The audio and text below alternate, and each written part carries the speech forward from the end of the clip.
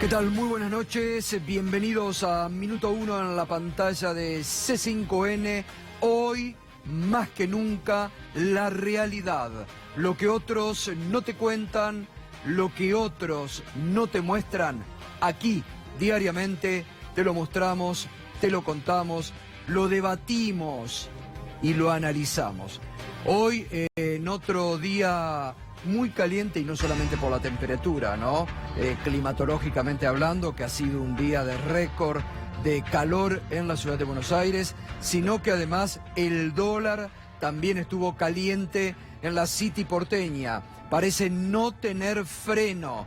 19,66, al borde de los 20 pesos el dólar en la República Argentina.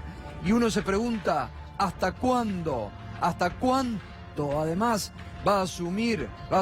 Bueno, es la pregunta que nos hacemos todos, que vamos a tratar de responder también esta noche, en el marco de una nueva baja poca de las tasas de interés ordenada por el Banco Central de la República Argentina, siguiendo las directivas que le ha marcado a Federico Sturzenegger el ala política del gobierno. Y además lo que ha sido un poco la imagen del día. Otra vez la gendarmería es protagonista. Otra vez la gendarmería usada como fuerza de choque de este gobierno. Otra vez la gendarmería usada para la represión frente a los trabajadores del Hospital Posadas, que resisten 122 despidos, algunos áreas estratégicas del hospital que quedan sin atención. Estamos hablando del área salud, que debe ser cuidada por todo el gobierno. Pues bien, el Posadas, 122 despidos ya de la semana pasada, y hoy la respuesta del gobierno fue la presencia de la gendarmería, la presencia amenazante de la gendarmería. Les vamos a presentar esta noche, porque claro, aquí en este programa, como en ningún otro lado, no lo vas a leer en los diarios tampoco, te hemos venido mostrando todos los días cómo en distintas ciudades de esta República Argentina se han producido cierres de fábricas, despidos. Ayer te comentábamos del cierre del ingenio en la provincia de Salta, que ha dejado 730 despidos. Bueno, en instantes te vamos a mostrar el mapa de los despidos en la República Argentina durante el mes de enero, sumando casi 3.000 despidos en toda la República Argentina durante el mes de enero. Una cifra que asusta y una cifra que pareciera el gobierno no presta atención. Enseguida te vamos a mostrar, como nunca lo viste, el mapa de los despidos en la República Argentina para este mes de enero. Primer título: Putin, de villano K a héroe M. Porque te vamos a mostrar también las barbaridades que dirigentes del PRO decían cuando eran oposición y la entonces expresidenta Cristina Fernández de Kirchner visitaba en visita de Estado para hacer negocios de Estado a Estado la Rusia de Putin. Las críticas que quedaron en los tuits de notorios dirigentes del PRO, encabezados por Elisa Carrió, que tenían una crítica virulenta a esa visita de Estado.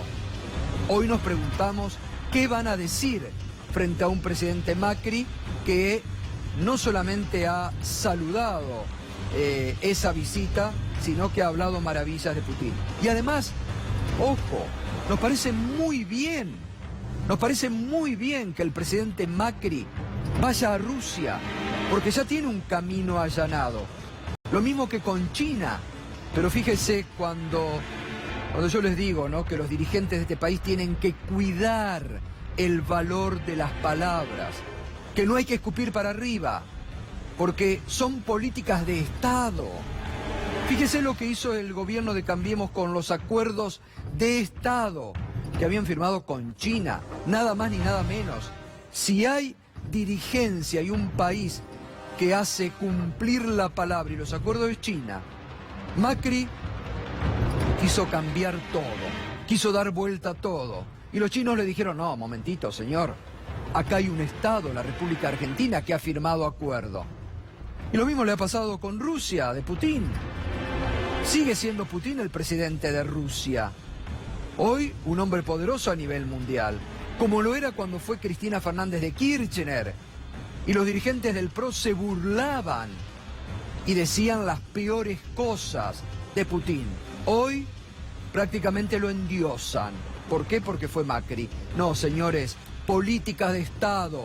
Esto es lo que le falta a la dirigencia política en su conjunto, en su conjunto. Porque la mediocridad les permite después y les hace cometer estos errores garrafales. Que tengan que ir por una necesidad de búsqueda de negocios, de búsqueda de inversiones, a lo que antes criticaban ferozmente. El acuerdo, finalmente, la familia del ministro Triaca firmó un acuerdo con la ex empleada Sandra Heredia. No se sabe la cifra de la indemnización, pero el escándalo no cesa. Y además, doña Alonso y sus dos ministros ha dicho que los está investigando al ministro Triaca y al ministro de Agroindustria, Luis Echeverre. Pero se toma su tiempo, Un mes dice que por lo menos va a durar la investigación. Cuando el viernes Poder Ciudadano, esa oficina a la que perteneció Laura Alonso, ya le había marcado, por ejemplo, a la titular de la Oficina Anticorrupción en que, por ejemplo, el ministro Triaca había violado la ley de contrato laboral, la ley de contrato de trabajo y también la ley de ética pública. Bueno, de estos temas nos vamos a estar ocupando esta noche y además el debate aquí. Hay representantes del Hospital Posadas, hay diputados nacionales, hay economistas, hay dirigentes gremiales. Nos vamos a ocupar del debate de hoy que no hay que soslayar en esta Argentina. Muy bien, primer tema. Ya nos metemos entonces con el Hospital Posadas y esta imagen que veíamos recién, el reclamo que hubo hoy, un abrazo al Hospital Posadas en defensa de 122 puestos de trabajo y la presencia de una gendarmería intimidante, de una gendarmería que estaba allí enfrentando a los trabajadores que solo quieren ser reincorporados, que se cuide al Posadas, porque hay áreas que han quedado totalmente desmanteladas. Le voy a pedir una primera línea a Luis Lichtenstein, que es trabajador del Posadas. Luis, buenas noches. Sí. ¿Qué es lo que pasó hoy? Bueno, lo que pasó hoy es, digamos, una continuidad de lo que viene pasando en el hospital. El 12 de este mes, las autoridades emitieron una resolución que tiene 2 anexos y todos aquellos que no estaban en ninguno de los 2 anexos, el hospital cesaba la relación laboral. En concreto son 122 trabajadores, como se dijo acá, de los cuales una gran cantidad son de enfermería y dentro de estos compañeros de enfermería una gran cantidad son del turno noche. Cuando acá se dijo que esto tiene un impacto asistencial muy importante, es realmente así, es dramático. Han golpeado a las terapias intensivas pediátricas y adultos, al área de neonatología, a unidad coronaria y otros sectores, pero los 4 que yo mencioné son sectores críticos, con compañeros que llevan años en el hospital y todos sabemos, y las autoridades también, o esperemos que lo sepan, que no se forma un enfermero en terapia pediátrica o en terapia adultos o en lo que yo mencioné en 2 días, 5 días, una semana. Lleva muchos años de aprendizaje, es gente muy entrenada y bueno, esta gente, inclusive sin ningún tipo de explicación, nosotros tenemos una explicación que ahora seguramente la vamos a dar, bien, pero los dejan así cesantes, despedidos. Está bien. Ahora seguimos, Luis. Gracias por estar esta noche aquí acompañarnos y nos vamos a ocupar de esta problemática del Hospital Posada. Lo decíamos, el presidente Mauricio Macri estuvo en la Rusia de Putin, estuvo reunido con el presidente de Rusia, con Putin, también con empresarios en la búsqueda de las inversiones que no llegan. Y saludamos, obviamente lo decimos, es bueno que un presidente visite, es bueno que un presidente vaya a otros países, pero fíjese lo que opinaban hace 2 años atrás o 3 años atrás, dirigentes del PRO, cuando la expresidenta Cristina Kirchner fue de visita de Estado a Rusia y firmaba acuerdos, en ese momento acuerdos muy convenientes. Fíjese, la doctora Lilita Carrió, el 26 de julio del 2014, es muy peligroso el acuerdo con Putin porque es un desalmado y fue jefe de la Gestapo, es estalinismo de negocios. ¿Y qué más decía en el 2014? Lilita, ¿cuál es nuestro papel en Occidente? ¿A qué está jugando esta señora? ¿A seducir a Putin? Y uno se podría preguntar hoy, ¿a qué está jugando este señor Mauricio Macri? ¿A seducir a Putin?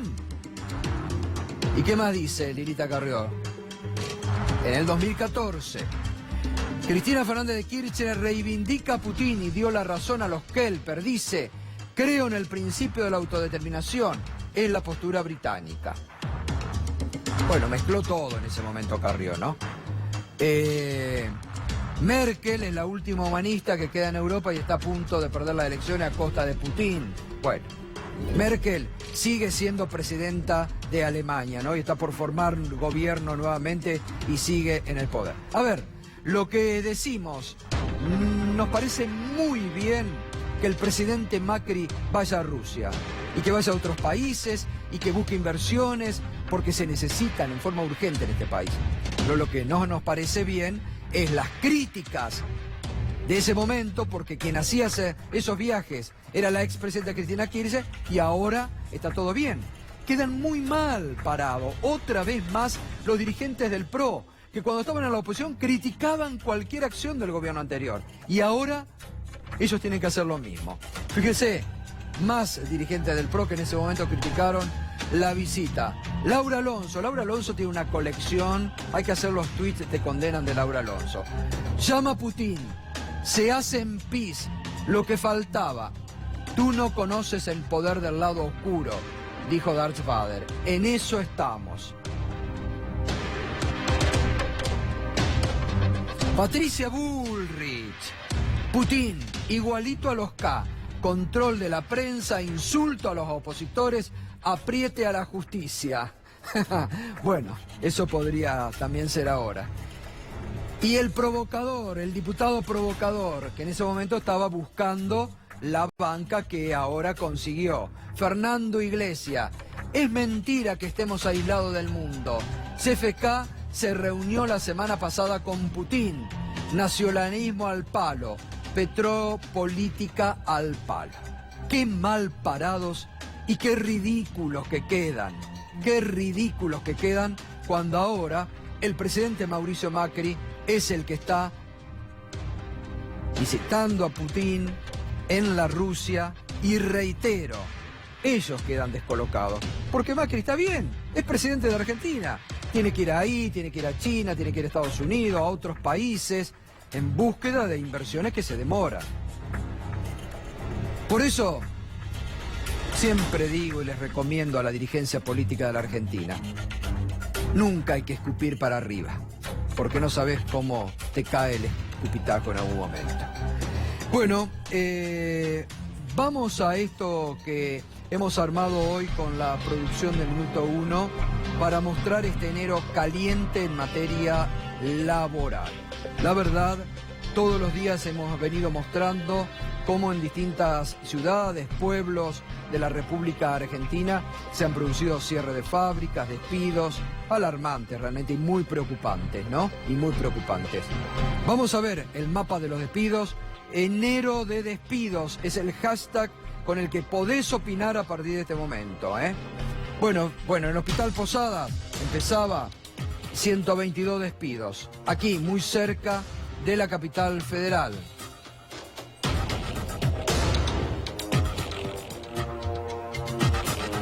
Azul, 250 despidos en fabricaciones militares, que seguramente van a ser más en la provincia de Buenos Aires. Campana, también en la provincia de Buenos Aires, 170 despidos en Bunge, 70 en la... Esperen, no apuren tanto, no apuren tanto. Bueno, 70 en la fábrica de plásticos y también había otro punto en Campana con despidos. Salta, ayer, 700 despidos. Esperen un minuto, por favor, no nos apura nadie. 700 despidos ayer en Salta, en el ingenio San Francisco, que obligó al gobernador Urtubey a bajarse del avión que iba ahí con la comitiva y con un problema social muy grave. En San Juan, 350 despidos en la fábrica ITEC.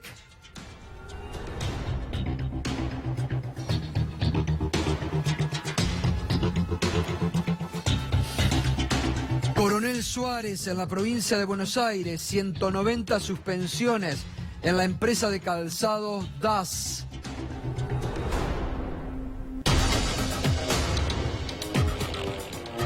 Vayan sumando, todo esto en el mes de enero. En Varadero, 150 despidos en el frigorífico Quick Food, que anuncia más despidos en otras plantas de la República Argentina. Río Turbio, hoy, 230 despidos. Hay 500 puestos de trabajo en peligro en yacimientos carboníferos de Río Turbio, esta empresa que el gobierno se ha olvidado y que puede transformarla en una usina termoeléctrica importante. En Almirante Brown sigue el problema en la metalúrgica Stockel. 130 despidos hubo, no hay solución. Diariamente los trabajadores están haciendo reclamos allí en Almirante Brown. En Quilmes, 130 despidos en el municipio de Quilmes. Y Campana, mire, Campana, que es un polo industrial. Hay 170 despidos en Bunge, 70 en la fábrica de plásticos Bob, 80 despidos en la fábrica de Lancha. Ahora fíjense, hay algo. 70 despidos en la fábrica de plásticos Bob. Y en Salta los 730 despidos del ingenio San Francisco. ¿Sabe qué nos decían hace una semana atrás los trabajadores de la fábrica de plásticos Bob?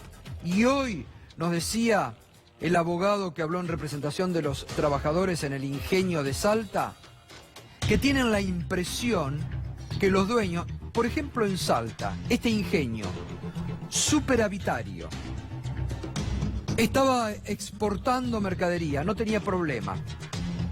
Entonces, ¿sabe cuál es el pensamiento? Que es una extorsión de los empresarios.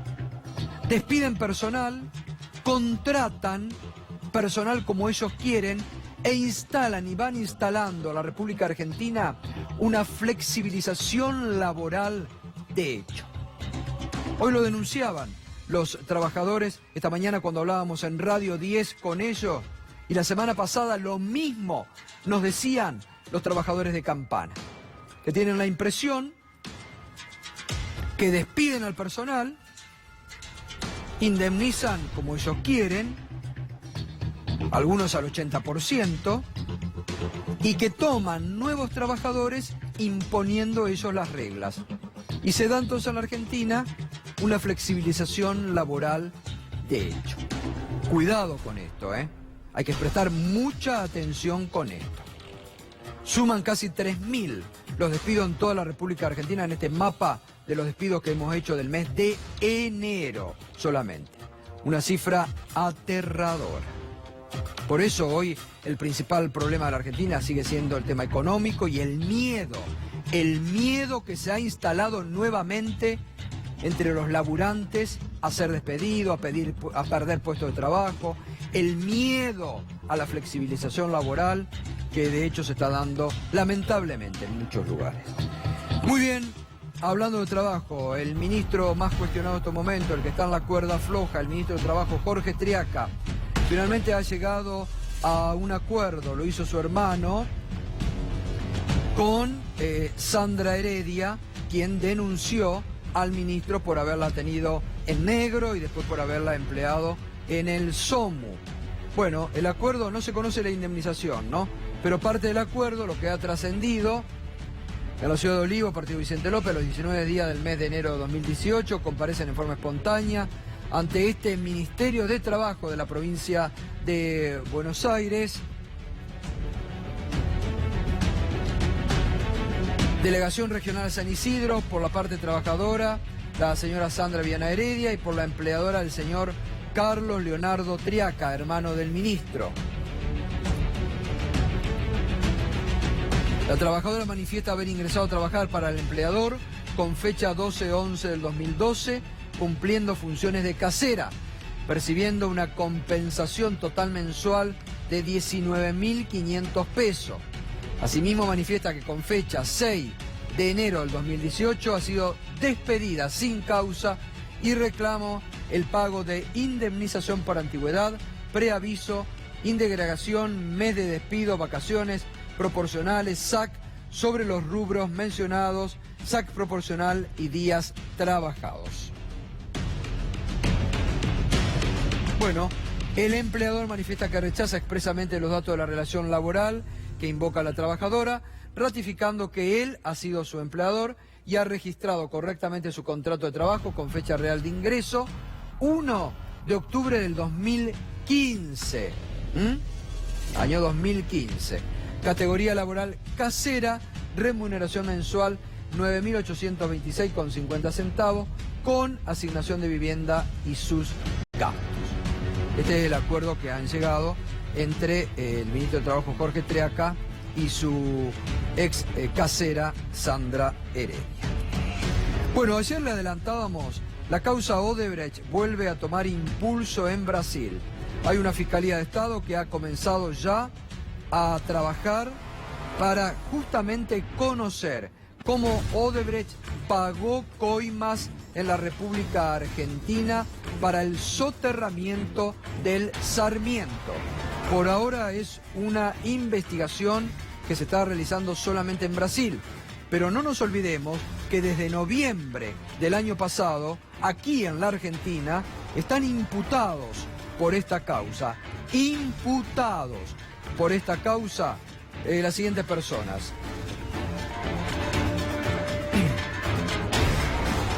Ángelo Calcaterra, el primo de Macri, ex dueño de IEXA. Jorge El Corcho Rodríguez, lobista. Julio De Vido, ex ministro de Planificación. José López, ex secretario de Obras Públicas. Y Ricardo Jaime, ex secretario de Transporte, que ya está preso. Bueno, por ahora, reitero, está la investigación en pañales en Brasil, pero es por las coimas en el soterramiento de El Sarmiento. Habrá que ver qué es lo que sale de allí, que la justicia argentina, que está tan realmente motivada para investigar a todos por igual, va obteniendo para después seguir impulsando esta investigación en la Argentina, que lo tiene al primo presidencial Ángelo Calcaterra como uno de los mayores imputados en esta lista que recién mostramos.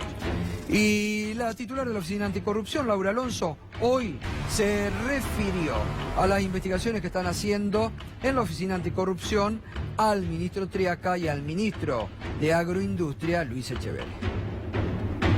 Cada vez que se registra una situación que podría ser una potencial violación a la ley de ética pública, la Oficina Anticorrupción tiene la obligación de actuar de oficio, porque este organismo es la autoridad de aplicación de la ley de ética pública.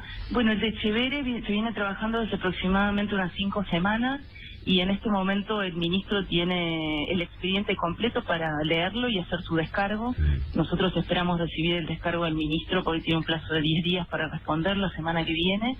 Y bueno, a partir de ahí empieza el proceso de análisis final de la oficina, la redacción de la resolución que va a un control jurídico en el Ministerio de Justicia, pero quizás en unas 2 semanas o 3 debería estar finalizado el caso Echeverri, y en el caso Triaca, como te dije, hoy se están librando unos pedidos de información, uno incluso al propio ministro, así que también calculemos que tendremos unas 4 semanas de trabajo por delante. Estaba la titular de la Oficina Anticorrupción adelantando que va a tener un mes de trabajo para investigar a los ministros Triaca y Echeverri, muy cuestionados. Andrés Aciaín, bueno, el dólar hoy se volvió a disparar, está pisando los 20 pesos. Hasta 19.66 ha cerrado. ¿Y a qué se debe esto? ¿Cuál es tu análisis, Andrés? Bueno, un poco lo hablamos hace una semana, ¿no? Creo que el gobierno tomó la decisión. Tenemos un problema. A ver, tenemos un espera problema minuto con que ¿se escucha? tenemos un problema. Ahora sí, ahí está. A ver, ahí está. Ahora Ahí sí. está. Bueno, hola, ¿qué tal? Ahora sí. Bueno, creo que lo hablamos hace una semana, que el gobierno tomó una decisión cuando se habló del cambio de metas de inflación de una ala del gobierno de bajar la tasa de interés, ¿no? Y que esto, si el Banco Central no hace nada, trae de la mano una suba del dólar. ¿Por qué? Porque mucho de lo que especulan con las LEVAC, esto, si le pagan menos, pasan parte al dólar y esto tensiona sobre el dólar. Hoy se ratificó una nueva baja de interés. Cuando uno mira el dato de inflación de diciembre fue de los más altos, digamos, cuando uno anualiza ese dato está por arriba del 40%, ¿no? Y la pauta nueva es del 15%. Nosotros desde el Centro de Estudios Carolina Ortiz seguimos la inflación de los supermercados. El dato que nos dio hasta la segunda semana de enero, 2,9% mensual, una inflación también del orden del 40%. O sea que los datos... 2,9 para enero les está dando. La segunda semana, inflación de los supermercados, ¿no? Entonces son datos de inflación muy altos que no condicen con una baja de la tasa de interés. Entonces acá hay claramente una señal de política de una parte del gobierno que piensa que bajando el interés va a reactivar. Yo creo, hago una doble lectura. Yo creo que acá hay una idea por ahí en un sector de ir a un dólar más alto, pero también hay una política dentro de la interna de Sturzenegger de decirle, ¿ustedes quieren una tasa más baja? De dejar por el otro lado escapar el dólar. Claro. Y porque además presión. el Banco Central no ha intervenido, ¿no? No intervino. Llamativamente, ¿no? Por eso mismo, mira, hace muchos años Jorge Schwarzer, un economista fallecido argentino, analizaba la política de Martínez de Oz y decía la lógica política de la política económica.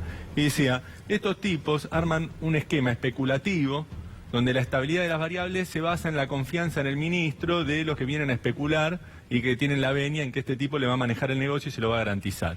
Y cuando en su momento a Martínez de Oz, en la interna militar, lo empezaron algunos a querer bajar, él dio señales de que se acababa la tablita, largó una corrida y empezó a dispararse el dólar y con eso se fortalecía. O sea, vos decís que está, discúlpame, a ver si entiendo porque es medio técnico lo que está diciendo. O sea, que Sturzenegger está saldando una deuda permitiendo que se desarrolle esta corrida. Le dice, ¿quieren una tasa de interés más baja? Bueno, bajamos la tasa de interés. Pero es una interna, y deja que se vaya el dólar. Claro, se dispara el que dólar. se dispare el dólar, con eso la inflación, y dice, bueno, muchachos...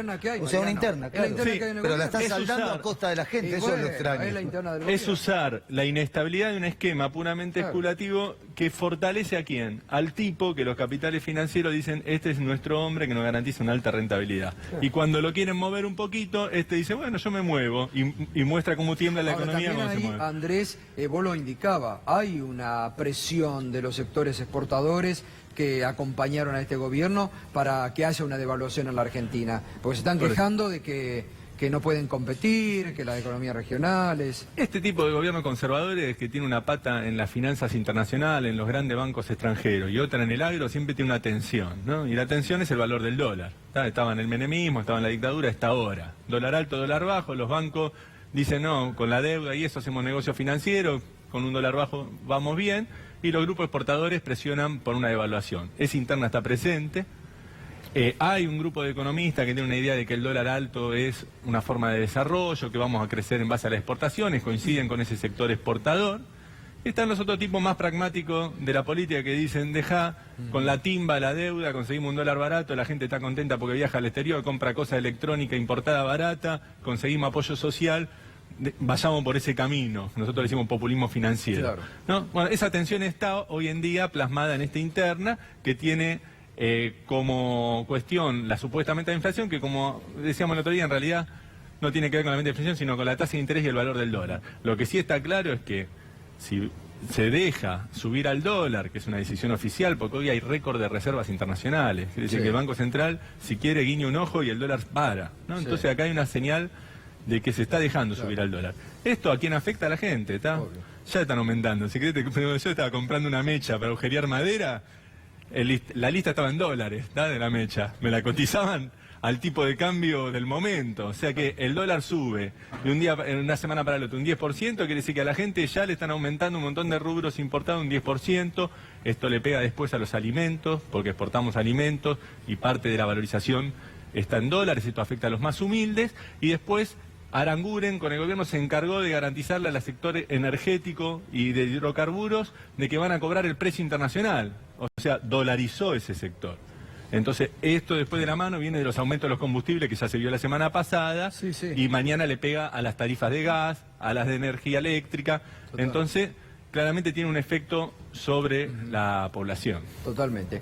Veíamos recién el mapa de los despidos tremendo en toda la República Argentina durante el mes de enero, cerca de 3.000 despidos. Cristian Castillo, y ustedes están viviendo, bueno, en la provincia de Buenos Aires hay mucho, y estaban lo del Posada hablando hoy justamente, ¿no? Sí, podíamos agregar a la lista la unidad ejecutora provincial de la Dirección General de Educación de la provincia de Buenos Aires, Ministerio de Educación, 500 despidos, una parte se recontrató como monotributista, que esto hay que decirlo, ¿no? Porque en el Estado tenemos concentrado una gran parte de esos 3.000 despidos, aproximadamente la mitad o un poquito más, y son situaciones de precariedad que se arrastran. O sea, lo que estaban denunciando y vienen denunciando los compañeros del Posada, compañeros con 20, 22 años, de contratado, o sea, que viene de la época de Menem, mi compañero Luis Sucher, que es militante del PTS, 19 años, o sea, entró con Menem, pasó de la Rúa, pasó Néstor Kirchner, pasó Cristina Kirchner y ahora Macri, contrato, nunca fueron efectivizados, pasó a planta permanente, como digo, la totalidad de los despedidos del Posada,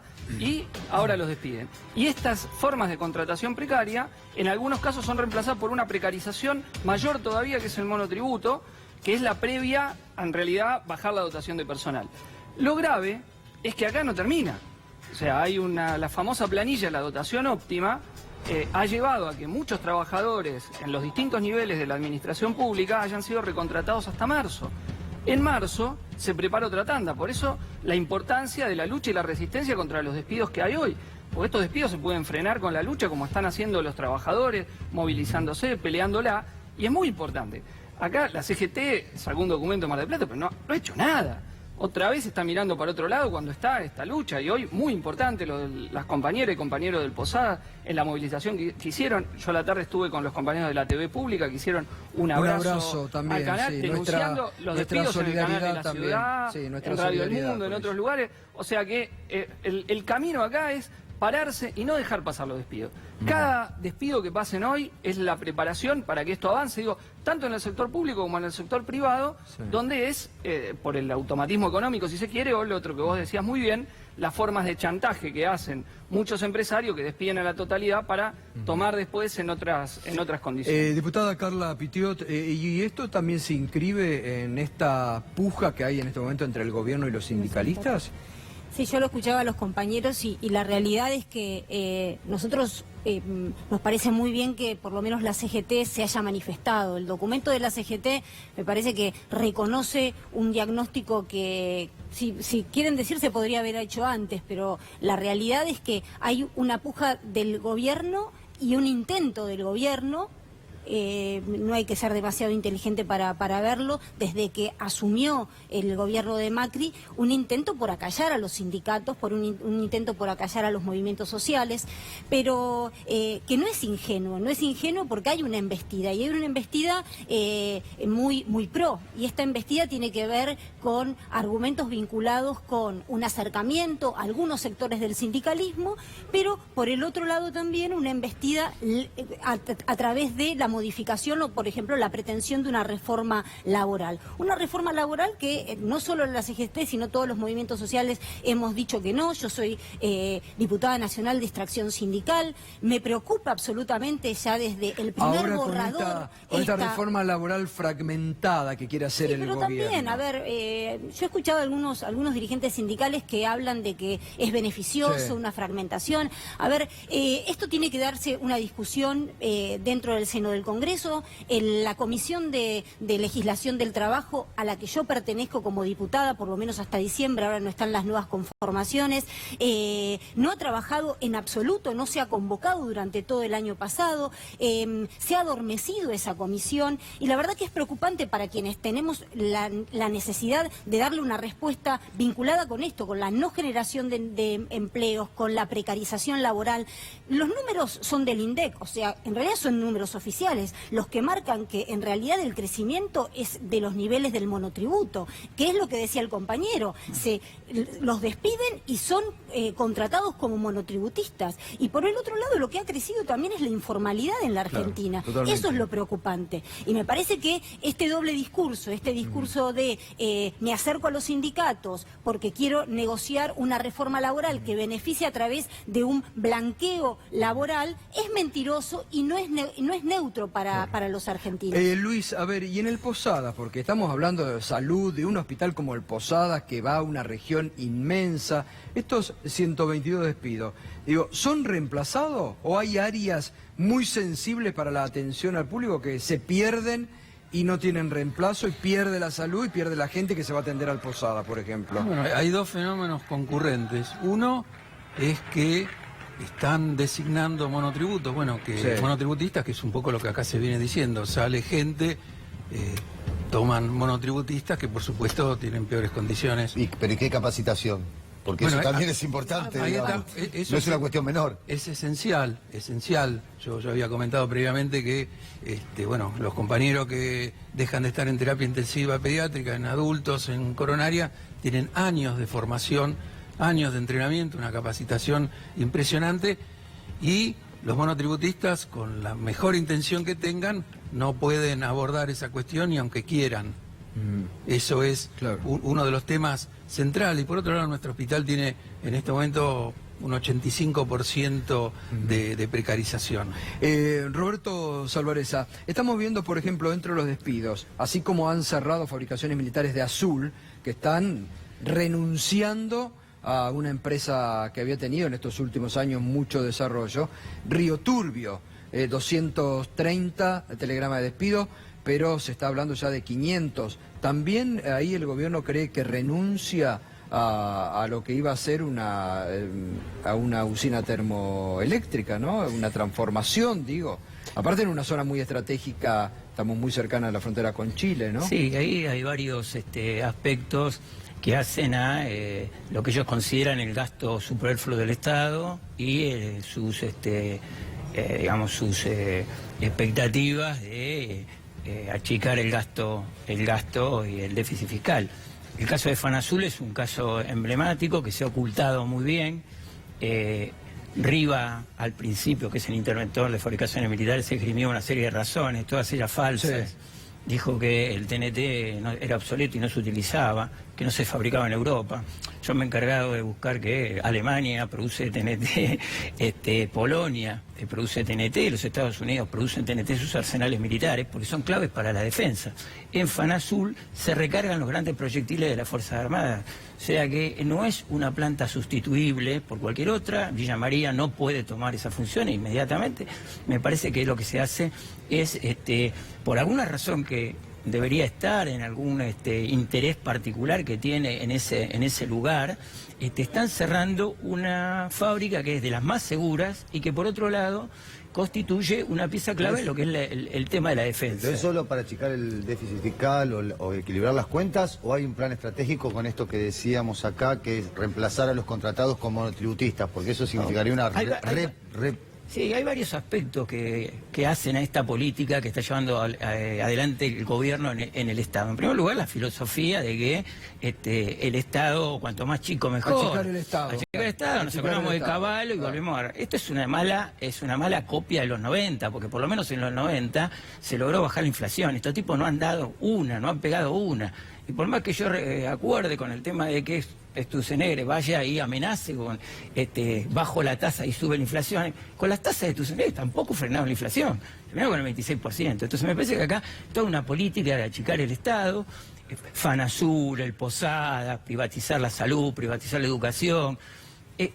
los gastos de defensa no importan, un Estado que no se ha preocupado, un gobierno que no se ha preocupado por la Malvinas. Entonces, me parece que esto es todo un combo de una clase que ni siquiera es la clase política de los 90, es una clase empresarial que no maneja la política. Y leía por ahí al principio que decía que es más fácil, Macri decía que era más difícil jugar al fútbol que gobernar. Sí. Yo creo que Macri podría jugar, sería más fácil que Macri jugara en el Barcelona que gobernara bien, porque esta gente está gobernando muy mal. Muy mal. Y no solo suma el tema económico, que no han pegado en las variables macroeconómicas, el déficit de digamos, la balanza comercial, sino también se suma el tema político. Hoy en día no pueden mandar una ley al Congreso, tienen miedo de mandar una ley al Congreso, gobiernan con un decreto que es anticonstitucional. Tenemos problemas económicos, problemas políticos y problemas sociales que genera este combo de despido que estamos viviendo. Andrés, la pauta inflacionaria no solamente la cambió el gobierno, sino hasta los privados, ¿no? Que ponían una cosa, ahora se están hablando de 18-19% para este año. También es otro elemento de preocupación, ¿no? Sí, yo creo que la meta de inflación ya estaba muy desgastada, ¿no? Nosotros decimos que no es una meta de inflación, en realidad nosotros la interpretamos como una meta de paritarias. El gobierno tira un número que nadie lo cree, ninguno de nosotros, los economistas, sabemos que no es un bolazo, pero después se lo imponen a los sindicatos en la negociación paritaria. Venían de 2 años que ya era muy descreído, el primero era un 25%, la inflación fue un 40%, el segundo era 17%, la inflación fue 25%, 24%, casi 25%. Entonces este año, ¿qué hicieron? La subieron al 15%, como para decirle, muchachos, ahora esta es real, ¿no? Porque ya estaba muy desgastada y la están usando como techo para las paritarias, no creo que tenga otra finalidad. Nosotros vemos la inflación, la verdad, más cercana al 20% para el año que viene, pero ojo, va a cercana al 20%.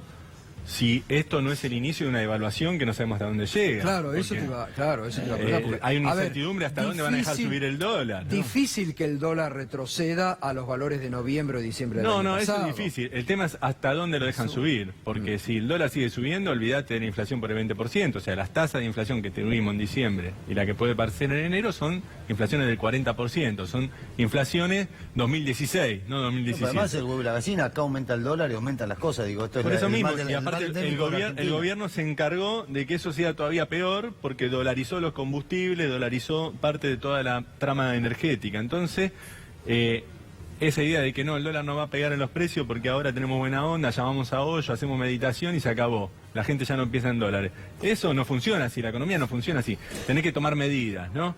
El gobierno le viene errando con la inflación. Se creyó un discurso político, que era porque gastaban mucho, había déficit de emisión. Vinieron ellos, recortaron gastos, subieron la tasa de interés, hicieron todas las políticas ortodoxas, no funciona y ahora no se sabe qué van a hacer. Lo real es que la inflación argentina tiene componentes inerciales, ¿está? Vos tenés un 30% de aumento de alquiler, los empresarios están endeudados al 50%, 40% del descubierto de cuenta corriente, los créditos personales no bajan de 40 a 50% más comisiones. Entonces, si vos te aumentas los alquileres un 30%, un 40% estás endeudado, te necesitas inflación.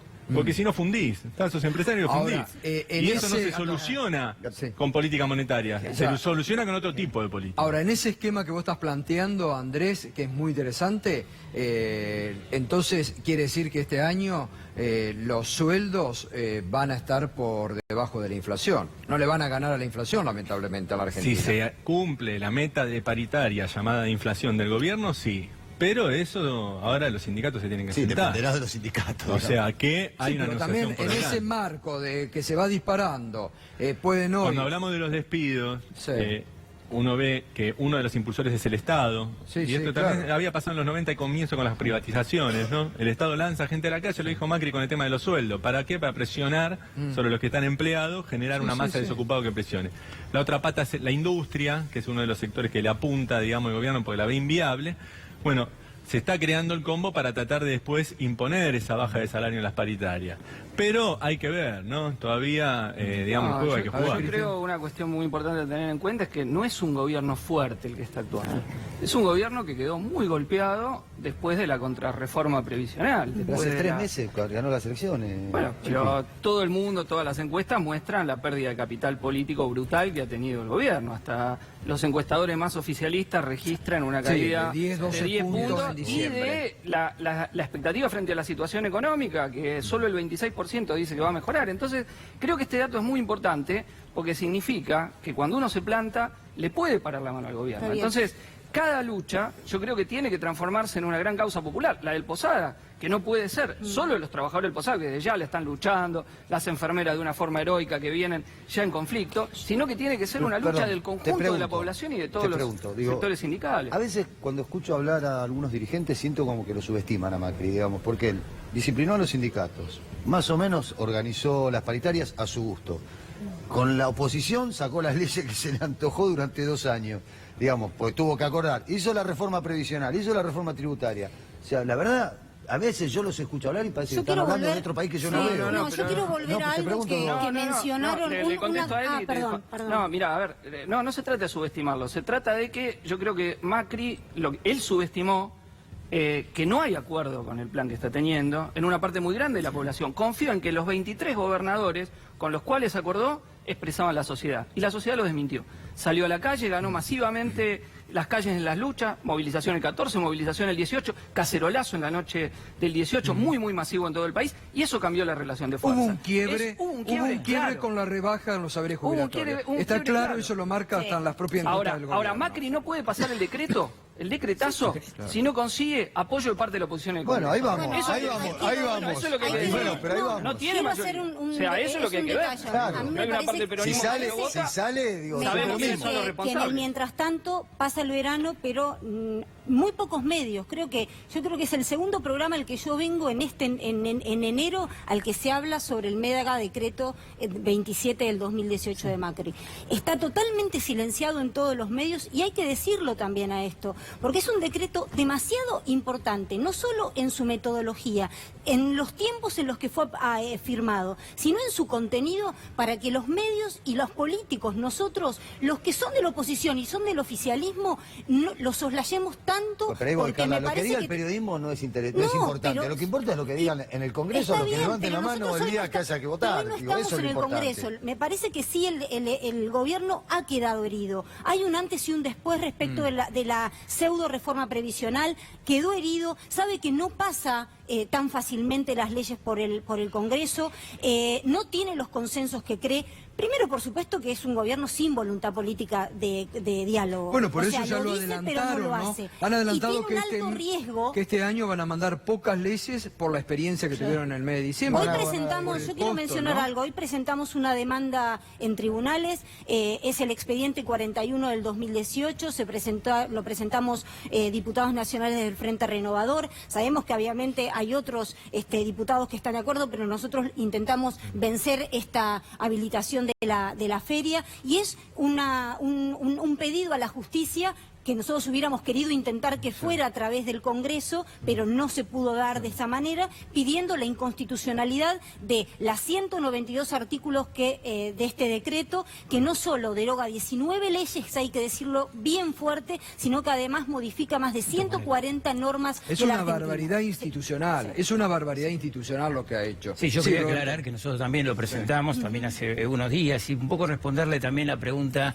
que comentabas vos de que en realidad parece que la oposición subestima al gobierno. La verdad que en el año pasado el gobierno hizo una política destinada a ganar las elecciones.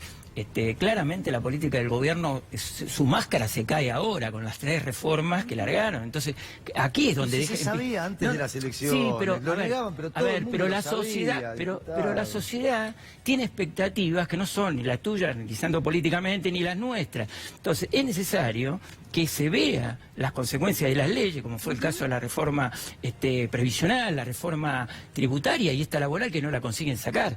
O sea, la máscara realmente de estos tipos se cae ahora. Y es ahí donde empiezan a perder los socios, ahí empiezan a tener conflicto con algunos sectores sindicales que los acompañaron, empiezan a tener conflicto con socios políticos que no hicieron la oposición que tenían que haber hecho, y ahora creo que estamos realmente con la cara desnuda de el modelo neoliberal frente a nosotros. Pero Lo yo despido, pregunto, discúlpeme, diputado, digo, la CGT acaba de anunciar que va a respaldar la reforma laboral esta fragmentada. Entonces, Está bien, ¿qué pero ahí quedamos? van... No, ¿En no, qué yo quedamos? Mariano, yo pero creo yo ahora que pregunto, no ¿qué es así. quedamos? No, Mariano, Tenemos que votar. Pero ahí van Lo los que- diputados, no lo va a ir la que- CGT. lo que Pero dijo la muchos diputados siempre han dicho que lo que diga la se opone CGT a la lo vamos a ver. previsional, Van a se quedar opone muy a la mal. laboral y se Quedan opone muy al decreto mal, 27. Pero ahora Y están no olvidemos sentados el decreto negociando, 52 están sentados que negociando modifica la- las paritarias docentes, porque también son No, decretos la demasiado paritaria importantes. nacional docente murió, Por digamos, eso, porque encima hoy bueno. la justicia ya lo rechazó también, Por el eso. pedido que Claro, hicieron. una anécdota. Una compañera me contaba que iba en un micro y atrás le venían leyendo la carta de la compañera Karina, despedida del Posada, una mujer a su marido, ¿no? Que lee la carta, que es muy, muy conmovedora. Y la mujer dice, no lo votamos para esto ni para lo que le hicieron a los jubilados. Dice que se puso a llorar en ese momento. Una macrista desencantada, de la cual hay No, hubo un cientos quiebre de miles indudablemente en el mes de que han visto lo que diciembre. hay. Y ese es un Azul. dato, porque los números no dan. Azul, sin la ciudad silencio. azul. La ciudad azul ganaron. Y el otro, y ahí ahora ganaron está- por mayoría y una pueblada en azul. Una y hay que pueblada en decirlo, azul. una Sí. pueblada en azul. Sí. Y el otro, el Frente Izquierda hizo campaña diciendo, vean los spots. Al Frente Izquierda no ¿quiénes- le vamos a cuestionar nada, digo, digamos. ¿quiénes Eso iban a votar seguro. las leyes? ¿Quiénes le iban a votar las leyes? Hicimos la campaña hacia octubre. ¿Qué pasó? Lamentablemente le votaron la reforma Cristian, provisional, Cristian, supuestamente al los Frente opositores. Izquierda no le vamos a Andrés, reclamar nada. ¿vos ves un gobierno hoy que está desorientado económicamente? Sí, yo creo que ellos tenían un plan ideológico, Claro. ¿no? Un plan ideológico que es tradicional. Ellos pensaban, bueno, por un lado, estas tres reformas, ellas lo ven como la baja del costo argentino. Del otro lado del mostrador, el costo argentino es el ingreso de los argentinos, ¿no? Y es el costo del Estado, es la reforma impositiva, el costo previsional, ¿no? Las cargas sociales para los empresarios, que es el ingreso de los jubilados y de los pensionados que cobran asignaciones, el costo laboral, que es el ingreso de los trabajadores. Ellos dicen, bajamos estos costos, hacemos tratados de libre comercio internacionales, Argentina es competitiva, exporta, crece, vienen inversiones, pagamos la deuda, vamos al primer mundo, todos seremos felices, ¿no? Ese es un poco el modelo ideológico. Después está la realidad, ¿está? ¿La realidad qué es? Que cuando vos bajás el costo argentino, que es el ingreso de los argentinos, cae el mercado interno, el consumo interno se cae, el laburante tiene menos plata para comprar cosas, el jubilado ya no cobra como antes, entonces también se reduce el gasto interno de lo que puede consumir un jubilado. El miedo a no perder pagan- el trabajo también de También. mucha gente, lo cual... Bueno, hoy no pagan está muy impuestos, acentuado eso. no pagan impuestos, el Estado después no tiene para cubrir el gasto en salud y despide trabajadores. Y en el plano internacional esta atracción de exportadores no existe porque el mundo se mueve hacia un proteccionismo, los mercados de exportación están trancados. Fíjate que los dos sectores más beneficiados por la baja retención, en minería y agro, echaron gente. Claro. Eso tenían que No ha sustituir. creado empleo. Los despedidos del Estado y la industria tendrían que estar trabajando Ese es según la- este modelo ideológico en el agro y la minería que está echando gente. Es Entonces, el desmentido más categórico, la minería y el agro, a lo que fue el discurso de la Espina en el Congreso cuando se aprueba la reforma fiscal, de que dándole beneficio a los empresarios, sacándole impuestos, se crea empleo. En minería le sacaron las retenciones a la minería, cayeron en 1.800 los puestos de trabajo. En el agro le sacaron la retención al agro y siguió el empleo sin registrar. O sea que los supuestos sobre los cuales el gobierno lleva adelante su política, que es darle más beneficio a los ricos, que son ellos mismos, que el otro que hay que decir, son ellos mismos, lo que le han votado en el Congreso a fin de año, son beneficios para ellos, para sus parientes, para sus amigos, para la clase que representan, que no son más del 0,8% de la población si vos tomás los gerentes de las empresas. Y hoy sale ¿puedo la meter un investigación de bocadito Oxfam. de esto? Yo lo que creo Sí. que en esta desorientación económica, esto es en el plano general, ¿no? Pero después en lo concreto y vinculando con lo de ello, lo que hay para mí es una estrategia de trinchera y de ganar posiciones como grupos económicos, ¿no?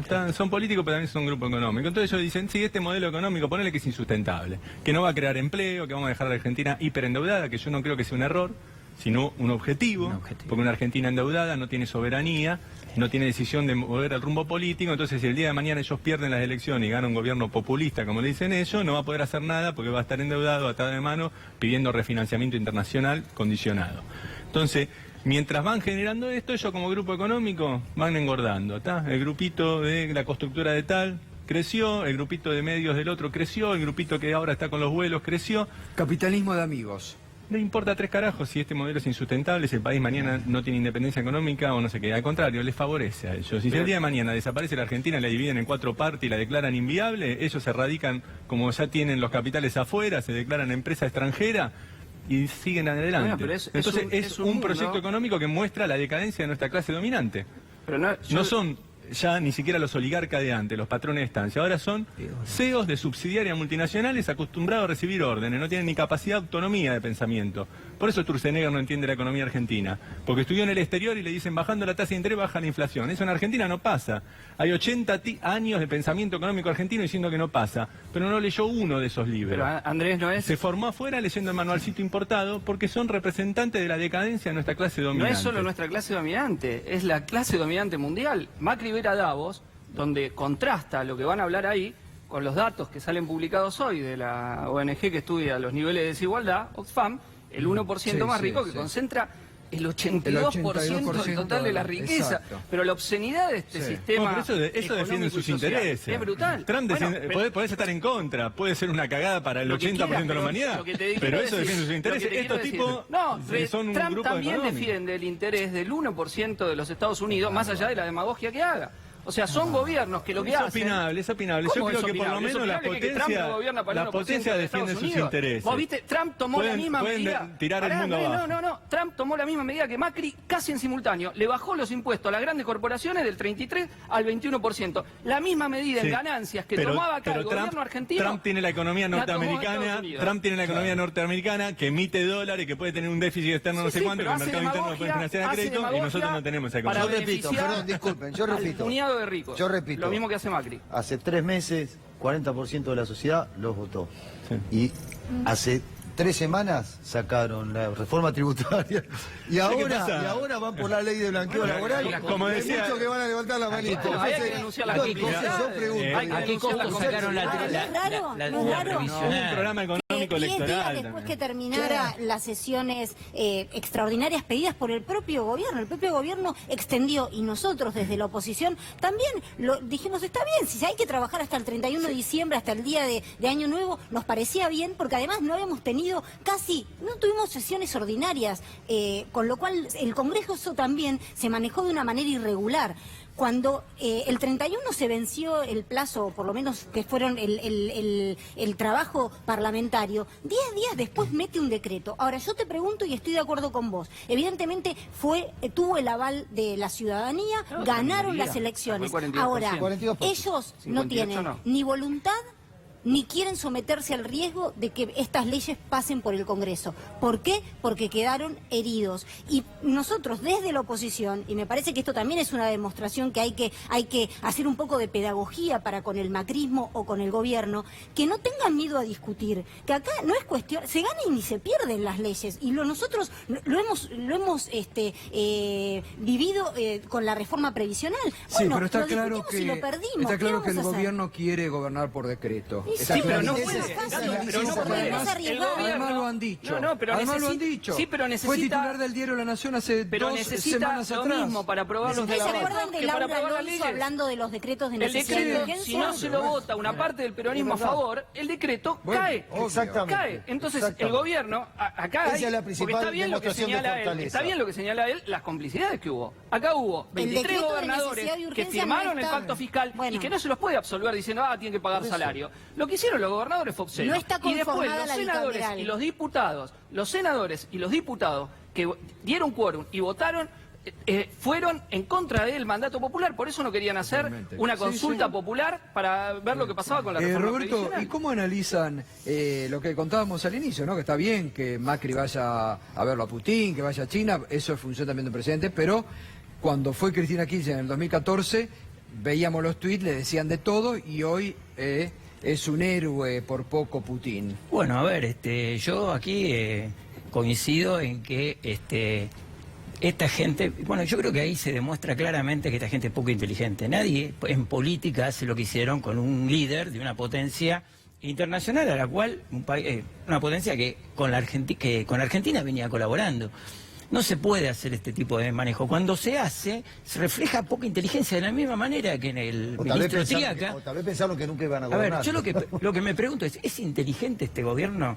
A ver, ¿es posible gobernar en estas condiciones que hemos descrito acá, con el tema de los decretazos, enfrentándose con los sindicatos, despidiendo gente? ¿Es sostenible un modelo político de este tipo? ¿O esto realmente es va a ser inmanejable a corto tiempo, a corto plazo? Entonces, el tema del ministro. El ministro Triaca Pública es un tipo inteligente. ¿Se puede tener un ministro de Trabajo que cometa semejante torpeza? No, la respuesta se puede, no, la respuesta se puede, no. a ver, Pero discúlpame, dijo que fue un error, dijo el jefe de gabinete. Sí, no importa, pero a ver, pero... Tres A ver, errores. no importa, Tres errores. suponete que el jefe de gabinete diga, el jefe de gabinete es otro que dijo que ser inteligente era ser optimista y tener voluntad. Dijo que el espíritu crítico no servía para nada. Entonces me pregunto, ¿el jefe de gabinete es un tipo inteligente? ¿Puede ser un político que esté al frente de un gabinete nacional, un tipo que no tiene espíritu crítico? Así estamos. Entonces me parece que este gobierno no es un gobierno inteligente, no toma las medidas inteligentes. Si hubiera, tendría que construir, si lo hiciera, apoyos políticos, y no lo tiene. Lo está perdiendo, su capital político lo está perdiendo.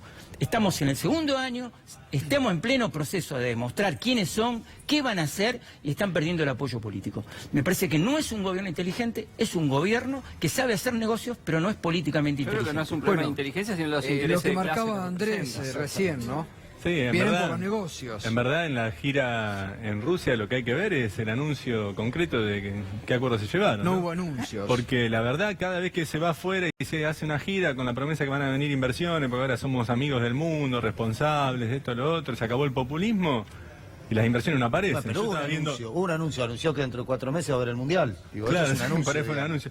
No, pero realmente, ¿no? Realmente, porque uno de los pilares de este programa económico era el apoyo internacional, que hasta ahora lo están recibiendo en guita de deuda. Pero también en inversiones, en sectores clave para desarrollar un poco la producción y el empleo. Eso no se está viendo reflejado. Al menos yo vi los grandes diarios ni hablan de la gira en Rusia, de la Economist. No, pero que además no hay un anuncio concreto. Hoy en la conferencia de prensa conjunta, el presidente habló de Messi, de Maradona, de que va a ir a ver el Mundial de Fútbol, que ahí lo tenemos. A ver, vamos a ver lo que dijo hoy. ¿A cuánto tiene que estar el dólar en la Argentina? Hoy tenemos una flotación libre y está en el equilibrio de lo que la oferta y demanda diga. Claramente hay muchos que reclaman tener un dólar más alto que el que tenemos hoy, ¿no?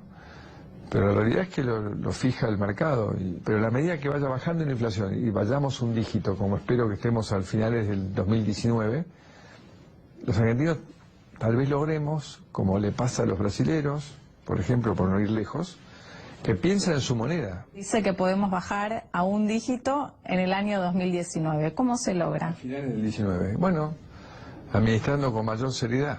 ¿Y a usted en el fútbol cómo le va? Yo estoy en mi mejor momento. ¿Ah, sí? Sí, ahora volví el domingo, pero después de la lesión en la rodilla no podía jugar, porque la ventaja mía siempre ha sido que soy buen pasador de pelota, pero no tengo habilidad. Y ahora como nadie corre después de los 50, entonces nadie me saca la pelota, tengo tiempo de pasarlo. ¿Qué es más fácil entonces jugar al fútbol que gobernar? Porque me imagino que los No, el desafíos... fútbol es más difícil. el fútbol. Bueno, en la conferencia de prensa antes que hizo con el presidente Putin, tampoco hubo anuncios concretos realmente, y dijo que iba a ir, le hizo la misma chanza que le había hecho el año pasado, que estaba con una cara a Putin de nada, realmente. La misma chanza que le hizo del fútbol, del Mundial, que iban a ganar, se la hizo Sí, hoy, Nico. pero sin anuncio concreto. El método para bajar la inflación fue muy importante, ¿no? Sí. Que anunció la seriedad, ¿no? Y después cometió otro exabrupto con el asunto de Venezuela también, porque le habló de Venezuela y Putin lo miró, cara de piedra, no le dijo absolutamente nada, le dijo que en Venezuela no se respetaban las garantías constitucionales. Y bla, bla, bla. Ahora, ¿por qué no llegan las inversiones a la Argentina? Porque no hay inversiones. Lo único es deuda en este momento. Mira, me parece que incluso dentro del modelo liberal, podemos decir conservador argentino, digamos, en su fase, creo que un punto es la inestabilidad económica, que no logran, digamos, acomodar las variables. En los años 90, el freno a la inflación y el garantizar el 1 a 1 por un tiempo hacía que los que venían a poner guita no la ponían solo a 30 días en Levac, sino que decían, bueno, por ahí compramos un supermercado, metemos algo más, hacemos una inversión de un par de años, porque esto parece que puede durar un par de años. Me parece que lo que no lograron es mínima estabilidad. Cuando vos ves que la inflación se le fue al 40%, al 25%, el día de mañana devalúan, entonces los que vienen de afuera la meten a timbiar 30 días en Levac, pero no vienen a hacer inversiones de mediano a largo plazo porque no saben en qué va a terminar esto. Entonces me parece que ahí no lograron esa estabilidad, digamos, de algunas variables económicas mínimas como para atraer esas inversiones. En los sectores tradicionales, ¿no? Estamos hablando en agro, en minería, en hidrocarburos, que uno diría fue a Rusia para anunciar alguna inversión en hidrocarburos, que es donde los rusos, digamos, mueven algo en el tablero mundial. Me parece que eso le falta. En los sectores no tradicionales hay una política que atenta, ¿no? Porque si vos le subís los costos de las tarifas, le abrís la importación y le bajás el mercado interno al resto de los sectores, ¿quién va a venir a invertir en una economía que En los 90 lo otro que hicieron fue la entrega de las empresas del Estado, con el gran negociado que fue todas las privatizaciones, donde los papelitos de la deuda que se cotizaban a nada en el mercado mundial te los reconocían a su valor nominal. Entonces ese regalo hizo que los tipos venían porque era un negocio brutal. Hay un estudio que muestra que las empresas privatizadas tenían una ganancia de 10, las ligadas a las privatizadas de 5, y las que no tenían relación con las privatizadas 2,6 en negocios monopólicos. Y además impusieron una derrota sobre el movimiento de masa, los despidos en ese momento en el Estado fueron 500.000. Eso no está hoy en la Argentina. En ese sentido, hay una relación de fuerza para derrotar este plan, empezando por cada uno de los despidos. Yo quiero volver a esta idea con la que empezaste el dato del programa, que es que hay que pararse frente a los despidos. Bueno, hacemos una pausa y seguimos con el debate.